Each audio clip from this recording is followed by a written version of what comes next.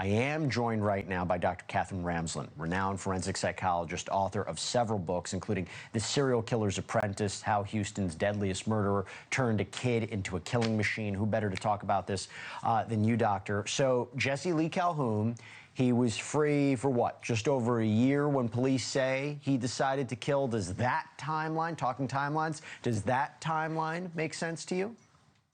Well, we don't know if he might have some earlier in his life. I think he's around 40. So I don't know if they're doing any work to look at where he was other times. And until we know more about some of his background, it would be very difficult to answer that question. Totally fair. Totally fair. And that might come out down the road if, again, he is the person who did this. But what about this? The pace, right? The allegations, you take them as true. 3 women in 50 days. The first 2 were only 10 days apart. What does that tell you?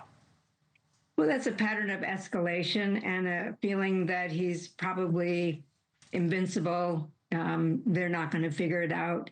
They were within a 100-mile radius, so he's dumping them in wilderness areas, abandoned property. He thinks he's going to get away with it, and so he's escalating. He's wanting to do this more than he was before. He may be developing a sort of addiction to it. I mean, police initially denied any connection. What do you think that was about? Was that just to tamp down rumors, to really focus in on the investigation? Because at the end of the day, what are we talking about? He's a guy who's connected to the killings of multiple women. What do you think was going on there?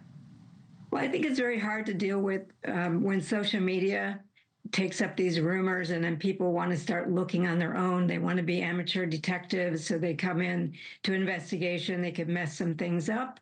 And also the community may feel afraid.